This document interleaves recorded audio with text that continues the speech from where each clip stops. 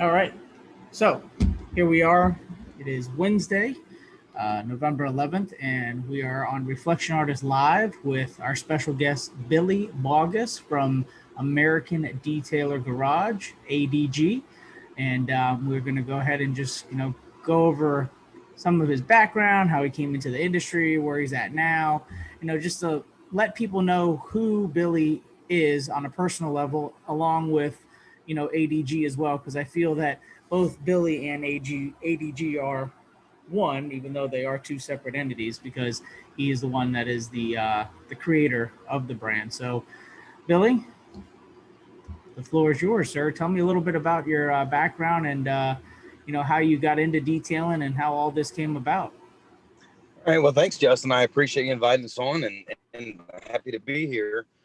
I started when I was younger. Actually, I was in the military. Got your audio cutting out a little bit, sir. It's probably not. And I just had this OCD thing. If I move closer, is that better? Hold on. Yeah, I can hear you much better now. Okay.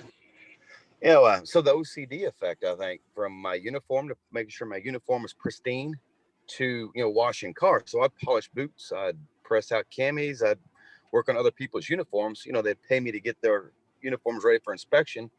And I started getting into washing cars. I'd bought my first fairly new vehicle. It was a 95 Dodge Dakota. It was in good shape. I wanted to keep it in good shape. Well, just in line with everything else, I kept my truck really clean. So I started doing other Marines, their vehicles, and started washing them, waxing them. I thought I was really detailing back then. And then when I came home from the military, I wanted to get a job that was aligning with what I was currently doing. So, I took a job at a dealership because that's where detailers are refined at.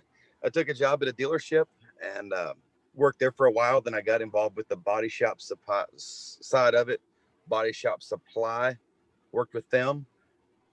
So I really just started integrating in every dimension of paint reconditioning, all things body shop, detailing related. And then the passion just exploded from there. So that's really kind of how it got started.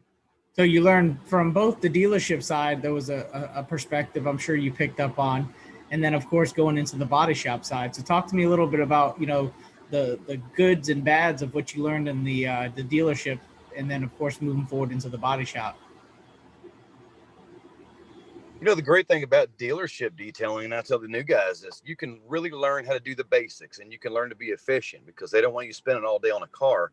So you learn how to do a wash and wax job pretty quick. You do them all day long or vacuuming out. You get almost like a boot camp style basic level of detailing with the dealerships. It's just like a level one, but you get a really good and your multiple steps and you really get all that down, which helps once you start learning more about the expansive ways you can go, paint correction, sanding, or one steps or two steps. You kind of have the base, the foundation already made because you've done it and honed that skill in the dealership area.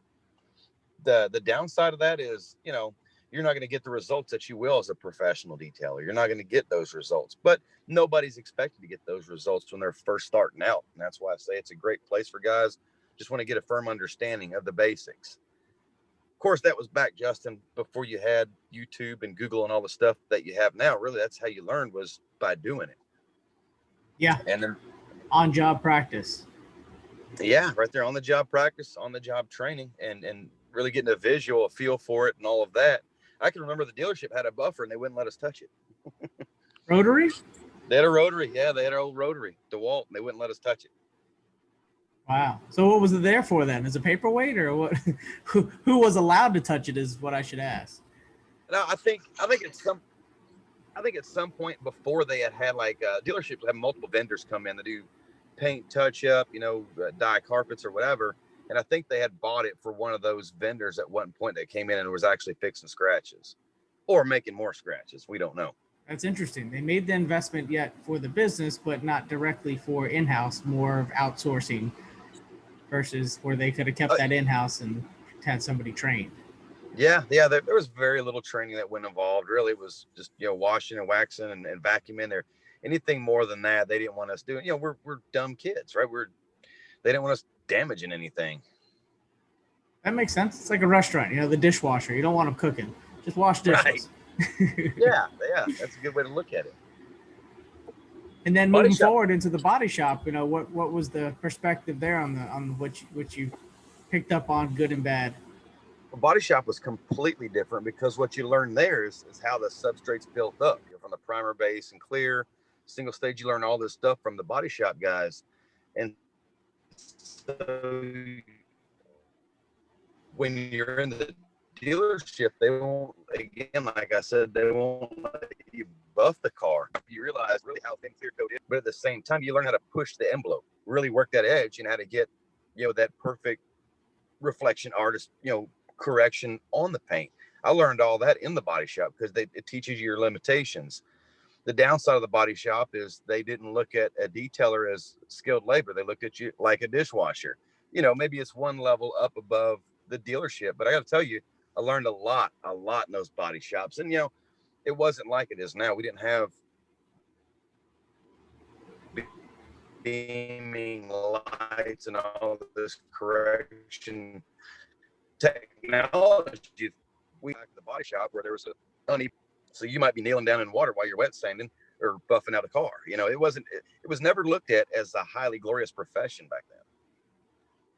No, that makes sense. That makes sense. Now, between what you learned between, again, the dealership and the body shop, and now moving forward and providing detailing services that on your own, at what point were you starting to put those things together and realizing that now you could have your own and make your own money kind of scenario and run your own direction with this? It's probably 2003. Really coming off of and I dabbled with the auction house, and then I actually went to work for a production shop. So at this point, now this is 2003, 2004, I had a really good fundamental understanding of the different processes, and I could know how to separate each one of them. Now I bought an IROC. I bought an 87 IROC Camaro, and Nice. paint was all oxidized. And so I knew how to push the envelope. And the worst thing I could do is ruin my own car. Did it come with a leather jacket? And once I actually went, it did not come with a leather jacket. It did come with a leather T-top bag, though. Once I learned, I actually sanded that car. Remember those?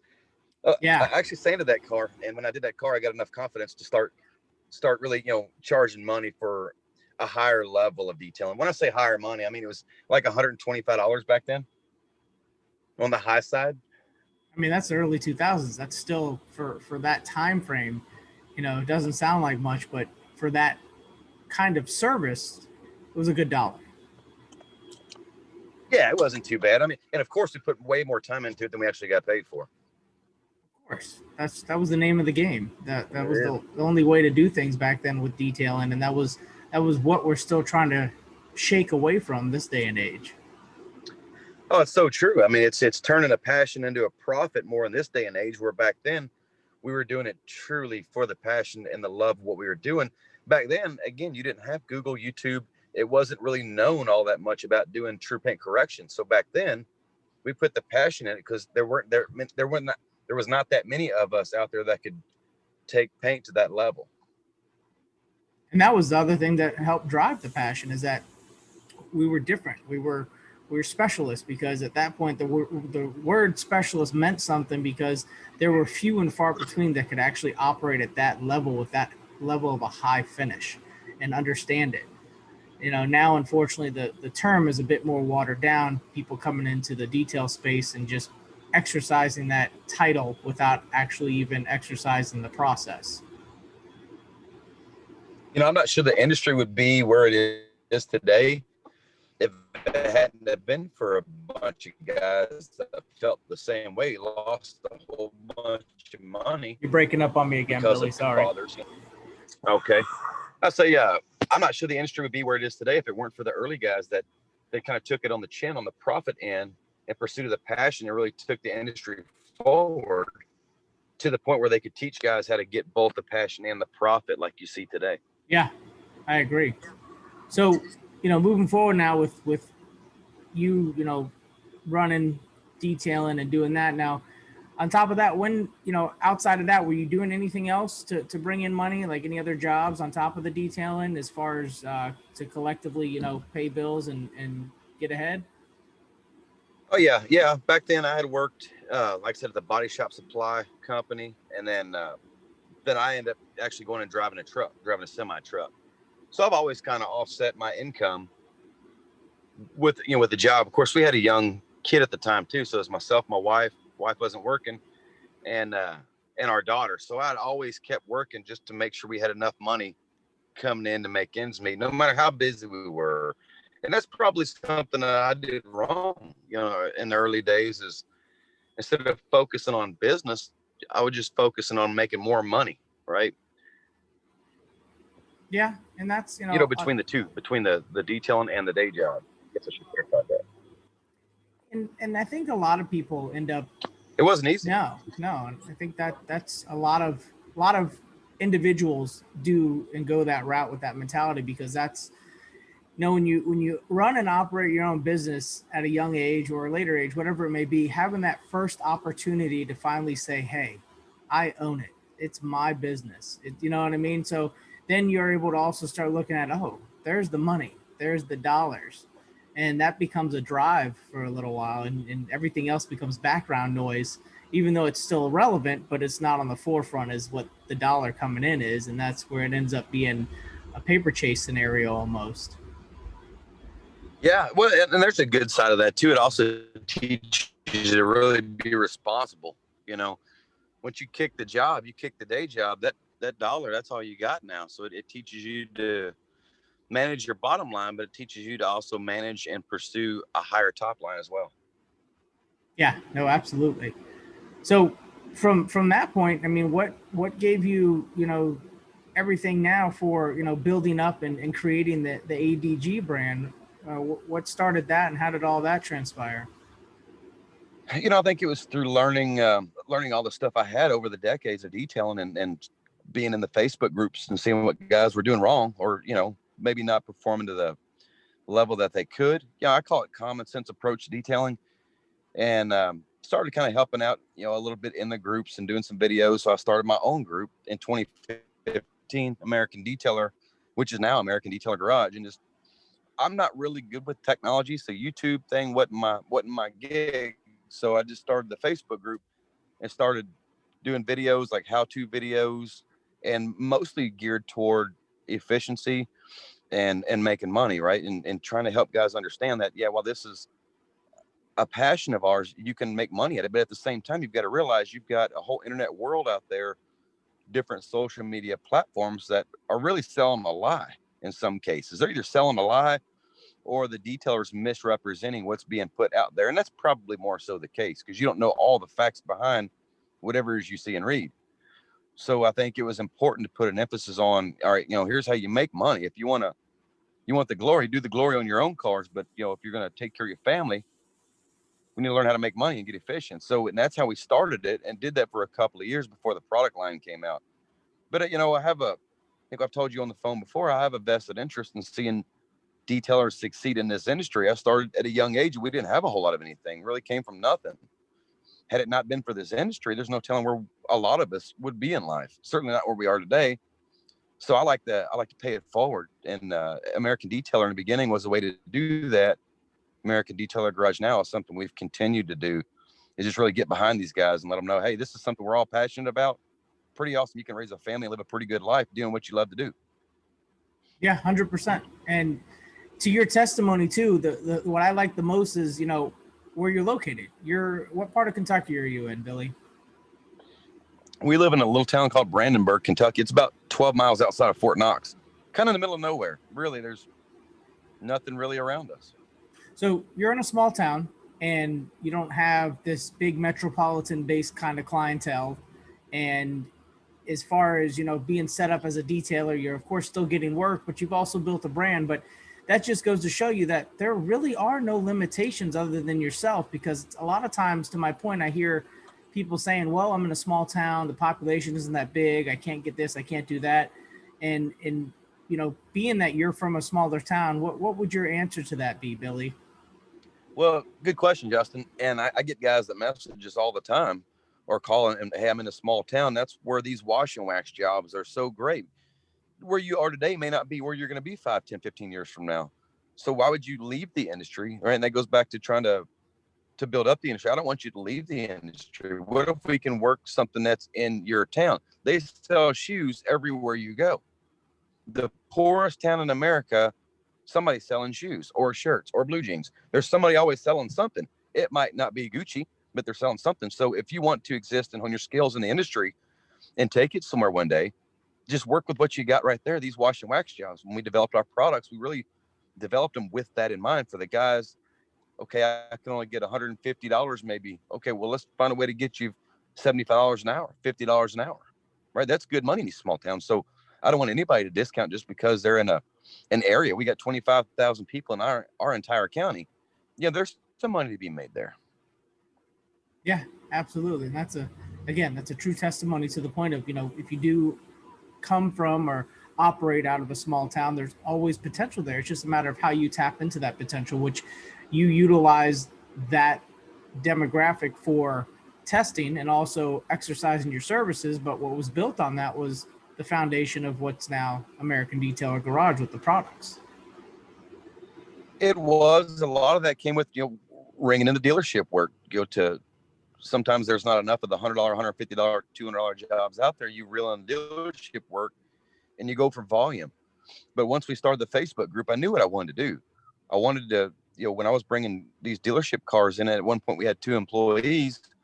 I wanted the experience. I wanted the knowledge so that I could take that and show other guys, hey, look, if you're in this situation, here's how you can make money. My long-term goal was not running a production shop. My long-term goal was running a brand, a company, and showing guys. Well, I think the best way to show people is when you've done it yourself. You can say, well, I know this will work because we did this. Yeah, and that's what intrigued me. When you're on social media and you're showing with your videos, how to use whether it be another manufacturer's products for more efficiency in production. But either way, I mean, me personally, seeing when you came with the content that you were releasing back in that 2015 timeframe with the page, here's this guy in a small town, snakes, guns, and detailing. Very intriguing. and it worked out well, and it played to your benefit, and you were very raw with it. But the rawness was the honesty. It wasn't something that was trimmed down and textbook. It was basically, this is what we have, this is what we're working with. I'm speaking to the detailers that are figuring out how to make this happen, and here's my formula of what I feel can work for you, kind of scenario.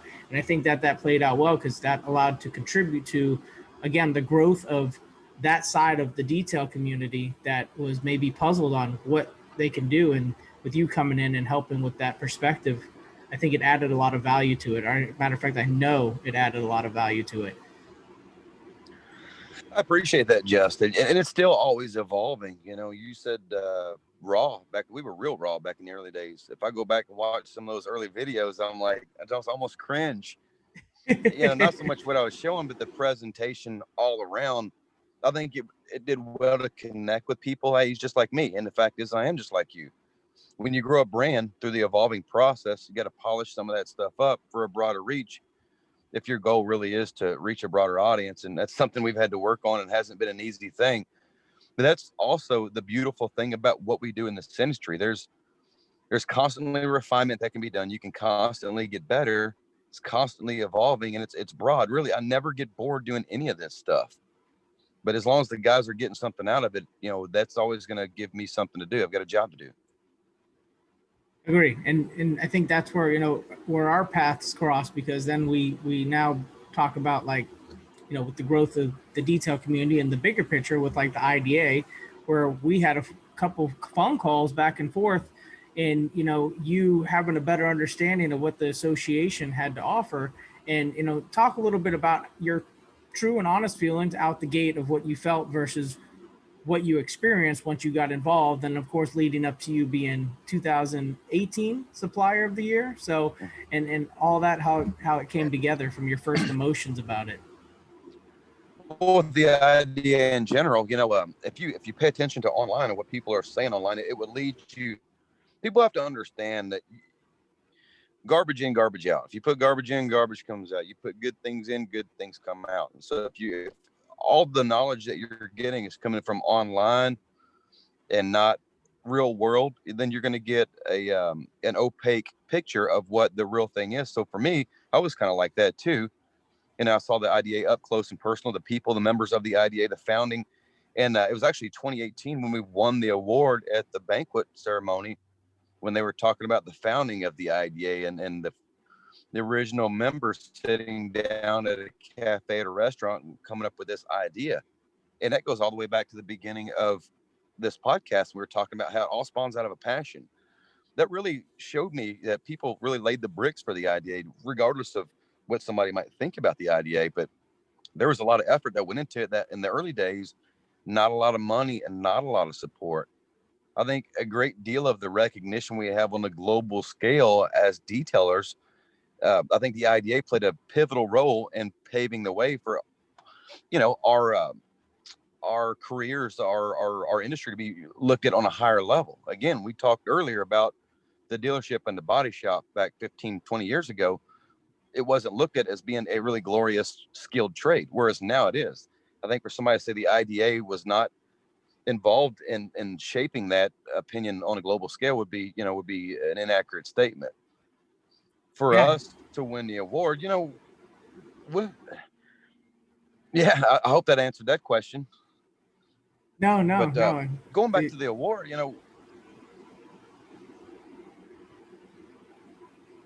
the award, winning the award, that was a really special night to us because it was an emotional night. Some guy might listen to this podcast and kind of laugh about it, but it was an emotional night for us because we had started in small town Kentucky and been through the ups and downs and the stuff that I talk to guys about now, about get out of the shop, get off Facebook, go spend time with the family. These are all things we did wrong through the years. And Beth and I, next year will be 20 years we've been together, 20 years. And it's not easy to have a relationship for 20 years. It's not easy to stay in a career and be passionate about the career for 20 years. And it certainly isn't easy to mend them both together and have them turn out to be at some level of success. So, it really reflected back to the early days, the body shops. It's almost like a movie trailer playing in your mind. And it's like, wow, I never dreamed all those years ago when I was coming home with sanding slurry all over my pants or compound all over myself, or going to car shows and nobody really taking us serious. But wow, we have this award to show, not so much for our efforts of detailing, even broader than that, we created a brand. We created a brand, which means we obviously helped somebody somewhere along the way and made their life better, made their business better, and now we're being rewarded for it. When you look at it like that, it puts all those things in perspective, and know that the long hours in the shop, the neglect in my family, although I'll never get those years back and nothing can ever replace that. I know for my wife, it meant, wow, okay, that time away, I see now it gives them a bigger picture. And she's hardcore ADG just as much as I am. For me, it was like, this was all worth it. I think anytime somebody embarks on something that they're passionate about, in the end, it has to matter. If your heart is really into it, it has to matter. And there's two ways that it matters. And it's not necessarily through a hardware award, but through what you create out there in somebody else, watching somebody else succeed.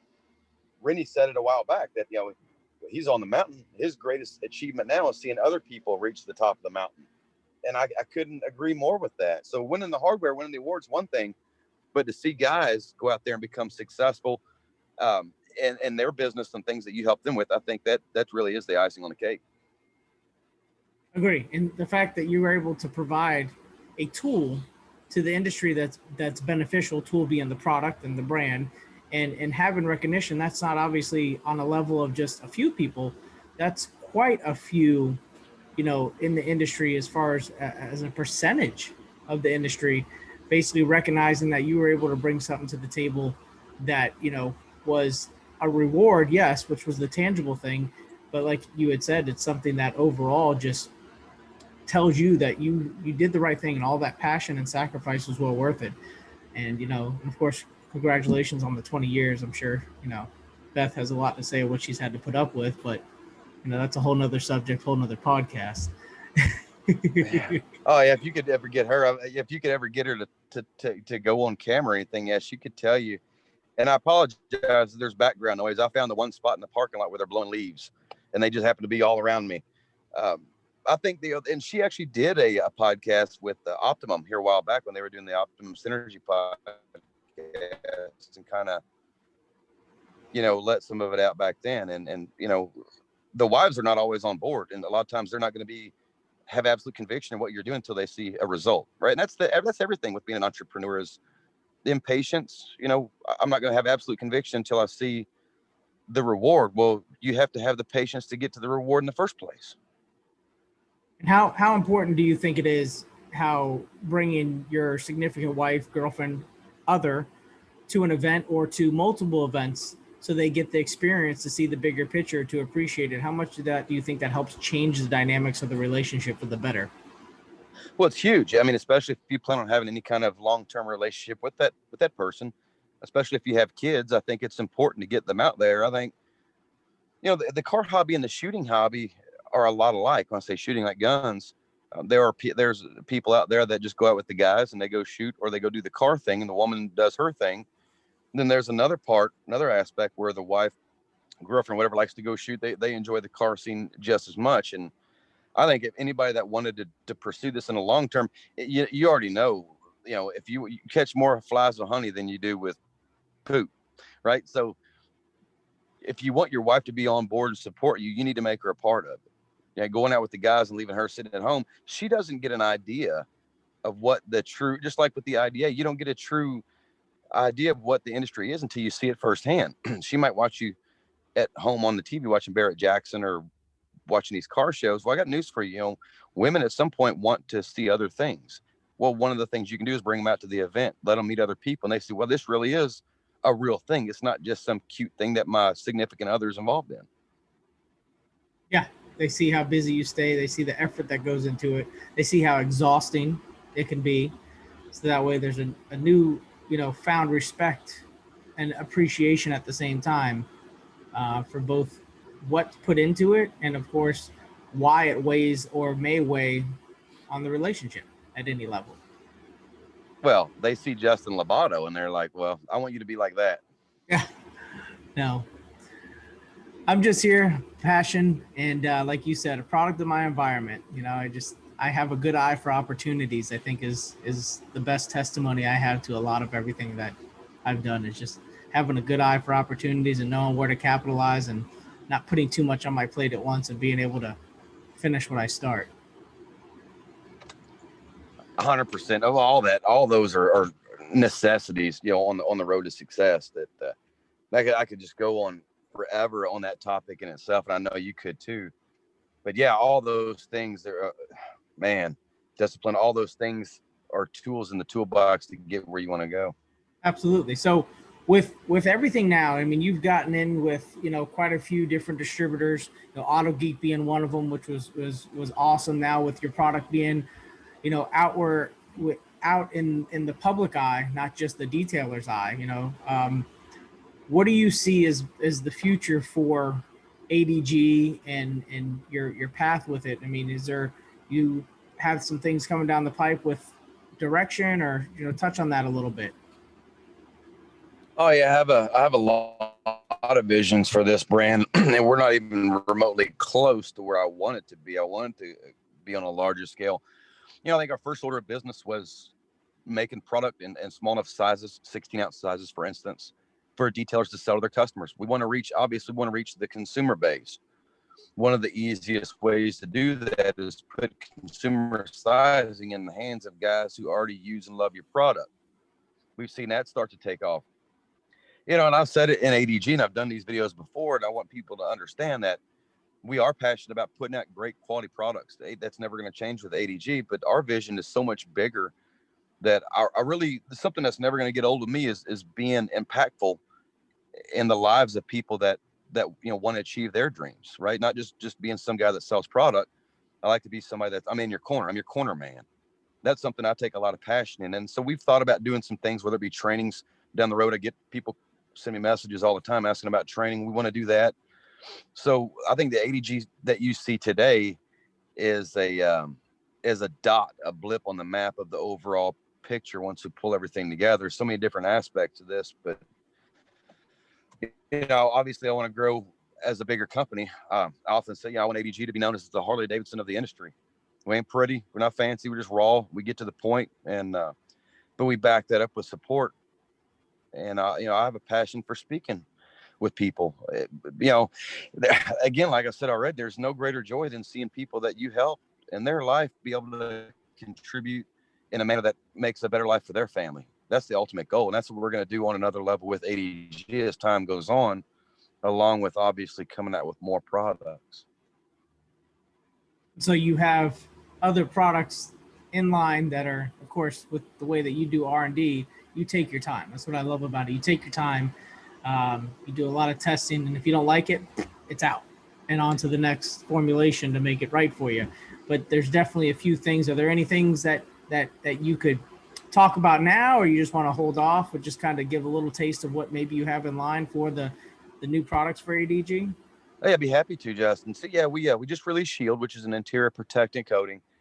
With all of the products, the base products with ADG, the requirement that I had with those is they had to make sense. They had to line up with the way I teach and the way I Go over detail. those just to recap on what exactly those products are, in case anybody's just now listening and not familiar with your line of what you currently offer, along with what's going to be new.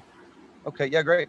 We started out with a product called F-Bomb. It's a true multi-purpose cleaner. Literally, when I was doing early development with this product, I talked to a friend of mine. I said, man, what would you call an all-purpose cleaner that you can wet sand with, that cleans wheels, cleans tires, is gentle enough to use on leather, does all these things? And he says F-Bomb. So, my buddy Caleb Phipps is the one who actually gave me the name for F-Bomb. So we launched that. It's a true multi-purpose cleaner. It's soap-based. It's the only one I am aware of on the market that is like that. We came out of the gate with that. Then we came out of the gate with Wipeout. Those two products together, Wipeout being our rinse-free wash system, that seems to be more and more popular, both in efficiency and in areas where they have stricter regulations when it terms of free-flowing sources of water, right? And then also containing water. So the rinse-free wash Wipeout, that's something that's really taken off for us. Again, and across the industry as a whole, it's done really well. Then we had to have something to top it off. And Valor was our synthetic polymer spray sealant. And we were slow to get that out of the gate because we were caught in between making it too strong and not strong enough. I wanted it to be able to be used, again, for the guy in the rural area that might do $150 detail.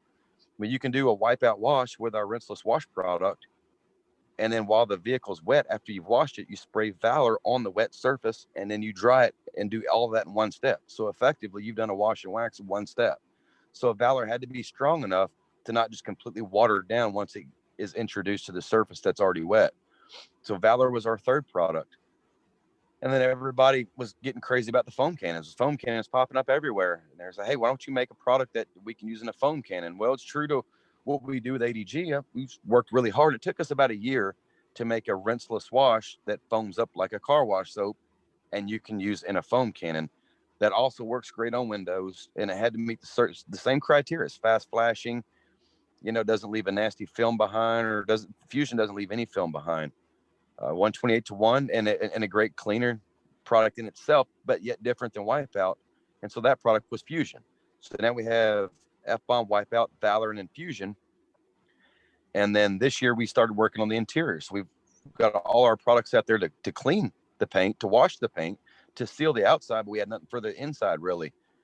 So with ADG, again, so everything has to make sense. Our baseline of product have to make sense. Well, I would talk to guys. Some guys, they hate interior dressings. Some people love interior dressings. Myself, when I was doing production work, I used interior dressings a lot for the biggest reason. On these auction cars and the dealership cars, they would cover up scuffs. They literally would kind of hide scuffs. Oh yeah, mask everything. Mask everything. So what I would do is put the water-based dressing in a siphon feed spray gun, paint gun, and literally spray the interior. Just kind of fog it, gives it a perfect finish. So when we went to that was too easy for us. We could have done that. It was too easy. It didn't make enough sense for us. We wanted something that was going to be a protectant, something you could look and see a difference. It leaves just a very mild sheen. It changes the surface tension, so you can feel the difference. If you've ever sat on a leather seat after Shield is on there, you can feel the coating that's on there. 16-ounce sizes. So again, customer comes to your detail shop. They love what you're doing for them. Maybe you don't have time to maintain the coated car, or your schedule's full. Well, now we gave you the option to be able to sell that product to your customer. customer is able to now maintain a professional result on their vehicle that you left for them. So we did that. And then we've got 2 other products that will get launched hopefully by December 1st. Unity is our tire conditioner. We're about 2 years late on that. You know, everybody, that was the one product we didn't have was the tire dressing. Tire dressing is not enough for me. It had to be able to have a job. So Unity will be our tire conditioner. We'll launch that by December 1st. Another product we're really excited about. It's not a glazed donut look. It actually leaves a mild shine on the tire. You can put 2 or 3. You can layer it as much as you want. Won't sling. The most important thing is the polymer base that we have in there literally protects the tire the entire time. So not only does your tire look nice and clean and shiny, but you have a base of protectant that's blocking UV rays, does not attract dust. And people will find, the people that we've had testing it, when they go to clean the tires again 2 or 3 weeks down the line, it takes half the effort to get them clean again because we've had that polymer base in there with it. And then to finish everything out, we'll launch Breeze, which is our glass cleaner. You know, it was important for us to get this stuff out because the last thing you want to do as a product manufacturer is sell your products to somebody or show them a systematic approach to detailing. They say, well, that's great. What should I use for windows? What should I use for tires? Then you've got to recommend somebody else's product. Well, that's never what you want to do. So we're happy to, by December 1st, we'll finalize our baseline to start with and finally have a full line of products. I really like the fact too that, you know, a lot of those that have tried the products or really brought them on as their daily use type product have pushed the envelope and doing things with the products that, you know, are just so versatile. You know, between Wipeout and F-Bomb, you know, when you go on social media with your group or outside of the group and maybe another group, somebody featuring the product and showing all of its endless capabilities and versatility of the products, which is amazing. So that's kudos to being able to produce a product that has so many different ways of use compared to just a designated one product kind of scenario. And I think moving forward, you know, that's going to be the case with what ADG brings to the table is so much versatility and simplicity at the same time, is from what I've witnessed as you've grown with the brand. I think versatile simplicity is key, Justin. I think, you know, again, and I'm not trying to bash anybody out there, but too often in our industry, as well as the detailing of the body shop industry, I think guys like to impress people with how much they know. And people never care how much you know until they know how much you care. So Yeah. I think people sometimes, by making a system seem complicated, it makes them sound smarter. Whereas I think if you simplify the process, really, it makes you sound smarter. And it also, you're not blowing people's minds away. It really is versatile simplicity. And really a hat tip to all the detailers that come up with these mixtures. I get emails all the time from just random people, and just, I just, why don't you join the ADG Facebook group and listen to what these guys are doing? Because they'll come up with a different mix every day. So yeah, the products are versatile, but these guys do really push the envelope and get the most out of the product. I think that's pretty cool. Yeah, it's definitely fun to watch. And so as far as, you know, finding the ADG brand is, you keep mentioning the Facebook. Are there any other social media platforms outside of Facebook that ADG has right now? We have our Instagram. Need to really step that game up. We American Detailer Garage on Instagram. Obviously, the American Detailer Garage Facebook page, and then we have the group page. It is a private group, so get to answer some silly questions to get in there, but it keeps the group honest.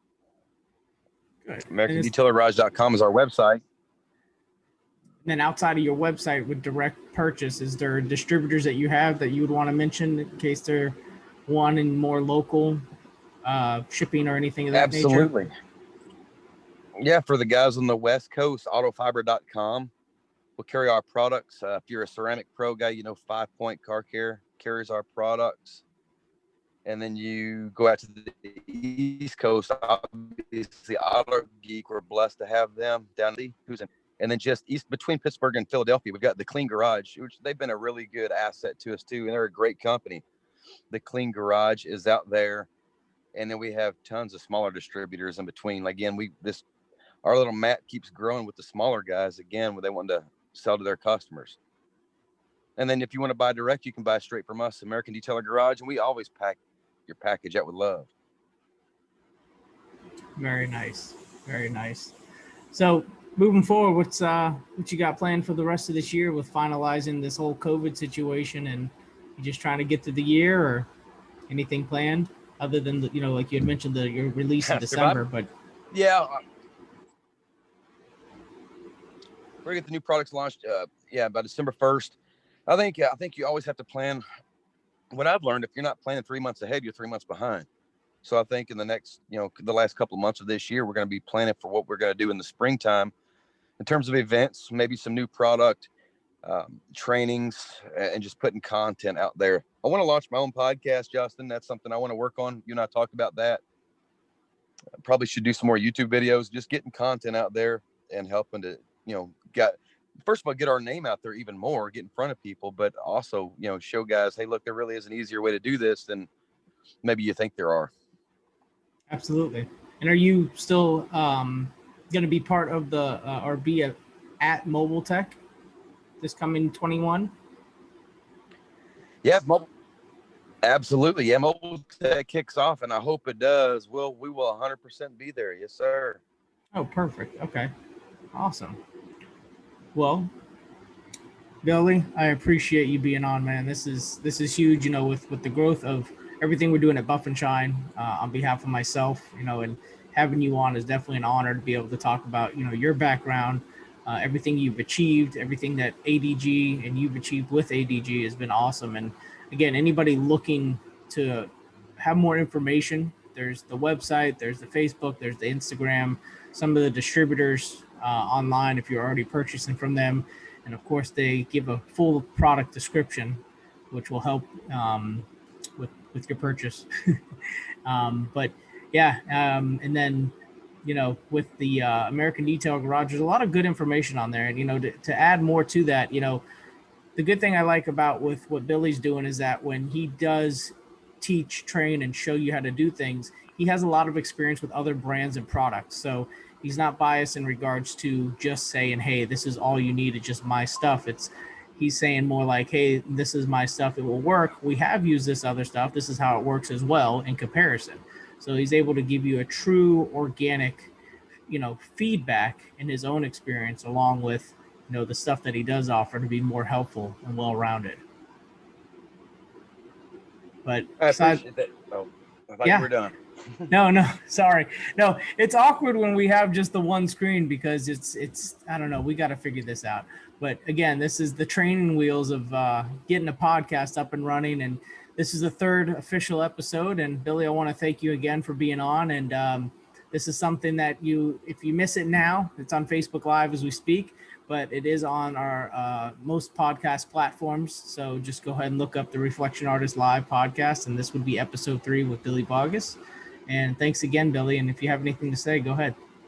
Yeah, thank you, Justin. I appreciate you inviting us on there, man. It means a lot to us. And what a great bunch of guys over at Buff and Shine, too, huh? That's what I was going to say a second ago. Pads and people really would sell products, but want to teach with the heart of a teacher, the guys at Buff and Shine, and, of course, yourself, Justin. Thank you, Billy. Thank you. And, we'll keep in touch. We'll touch base later on. And if there's any information you need for sharing this, you should be able to get it from the Reflection Artist Facebook page as well. Outstanding. All right. Well, thank you, and take care. Thank you, Justin. Thanks, everybody. All right. All right. Thanks, everybody, for watching. It's another successful episode with Reflection Artist Live and Billy Baugus from American Detailer Garage. And, of course, you can find this on the Buff and Shine Facebook page, Reflection Artist Facebook page, and any of the social media platforms that we offer, of course, with the podcast platform. So thanks again for watching, and take care.